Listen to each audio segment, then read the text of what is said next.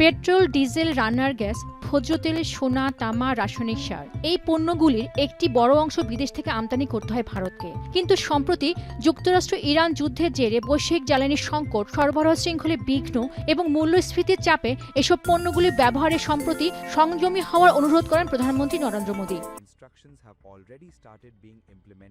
তবে শুধু অনুরোধই নয়, বরং জ্বালানি সাশ্রয়ের অংশ হিসেবে মোদি নিলেন এক যুগান্তকারী সিদ্ধান্ত।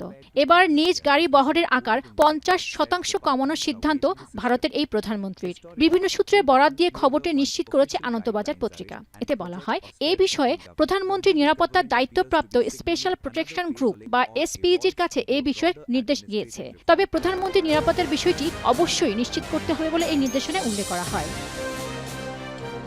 এতে পেট্রোল, ডিজেল চালিত গাড়ির পরিবর্তে বৈদ্যুতিক গাড়ি ব্যবহারের উপর জোর দেওয়া হয়। অবশ্য এই জন্য নতুন কোনো গাড়ি এখন কেনা যাবে না বলে স্পষ্টভাবে উল্লেখ করা হয় এই নির্দেশনায়।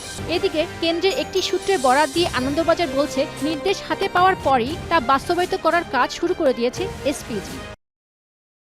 এদিকে প্রধানমন্ত্রী এই উদ্যোগের পর উত্তরপ্রদেশের মুখ্যমন্ত্রী যোগী আদিত্যনাথ, রাজস্থানের মুখ্যমন্ত্রী ভজনলাল শর্মা এবং মধ্যপ্রদেশের মুখ্যমন্ত্রী মোহন যাদব সহ বিভিন্ন রাজ্য সরকার তাদের কনভয়ে গাড়ির সংখ্যা কমানোর সিদ্ধান্ত নিয়েছে। উদ্ভূত এই পরিস্থিতির মধ্যেই মঙ্গলবার পেট্রোলিয়াম মন্ত্রী হরদীপ সিং পুরী বলেছেন, বাজার মূল্যের চেয়ে কম দামে পেট্রোল ও ডিজেল বিক্রি করে সরকারি খাতে তেল বিপণন সংস্থাগুলোকে গুনতে হচ্ছে দৈনিক 1000 কোটি রুপির লোকসান। তবে এতে আতঙ্কিত না হওয়ারও পরামর্শ তার।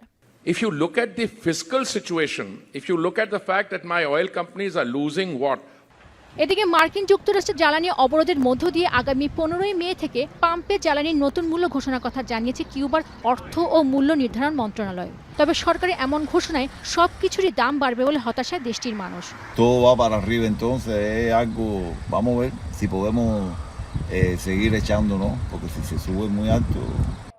এছাড়া অর্থনীতি ও জ্বালানি সংকটের জেরে প্রেসিডেন্ট রদ্রিগো পেরেজের পদত্যাগের দাবিতে উত্তপ্ত হয়ে উঠেছে বলিভিয়া। সারা দেশে লাগাতার ধর্মঘট চালিয়ে যাচ্ছে বিক্ষোভকারীরা।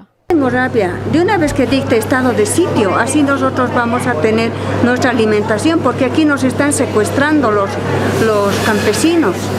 গত 2 মে বলিভিয়ার বেতন বৃদ্ধি এবং জ্বালানি সরবরাহের উন্নতির দাবিতে দেশব্যাপী ধর্মঘটের ডাক দেয় দেশটির প্রধান শ্রমিক ইউনিয়ন বলিভিয়ান ওয়ার্কার্স সেন্ট্রাল। তবে চলমান ধর্মঘটের পেছনে কার্যকর পদক্ষেপ না নিয়ে সাবেক রাষ্ট্রপতি ইভো মোরালেসের মতাদর্শীরাই দায়ী বলছে সরকার পক্ষ। পেনুকা সুলতানা, এখন বিশ্ব।